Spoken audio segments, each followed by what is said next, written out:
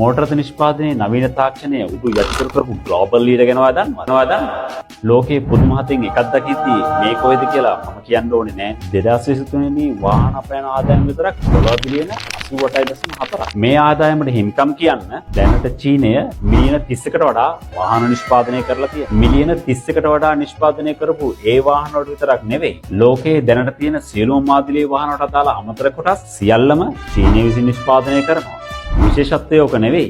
චීනයේ නිෂ්පාදනය කරන සියලුම වාහන අමතර කොටස් උපාංග සඳහා ඔවුන්ගේ මොඩර්න් අප්ඩේටඩ් ටෙක්නොලොජි එක සහ AI මේවට ඉන්ක්ලූඩ් කරනවා. හොව් පොඩ්ඩක් ඉන්න. AI කියන්නේ මොකක්ද කියලා ඔයා දන්නේ නැත්තේ AI කියන එක නම් මම දන්නේ නැහැ. හැබැයි AI කියන්නේ මොකක්ද කියලා දන්නවා නම් පල්ලෙන් කමෙන්ට් එකක් දාන්න.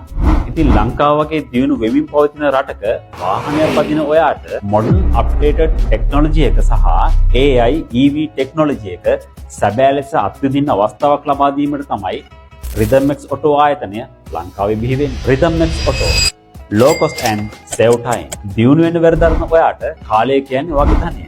කාලය මුදල් ඉතිරි කරගන්න වාගේ වාහනේ අරන් ඉන්න ඕන හොඳම තැන තමයි Rhythm X Auto කියලා කියන්නේ. ඔටෝමොබයිල් ෆීල්ඩ් එකේ top 10 companies එක කරපු රිසර්ච් වල රිසල්ට් එකක් ඉදිරිය අපිට පෙන්නුනේ එයාලා කස්ටමර්ගේ බජට් එක ફોකස් කරනවා වෙනුවට එයාලා කරන්නේ යාගේ නම බ්‍රෑන්ඩ් එක ප්‍රොමෝට් කරන එක.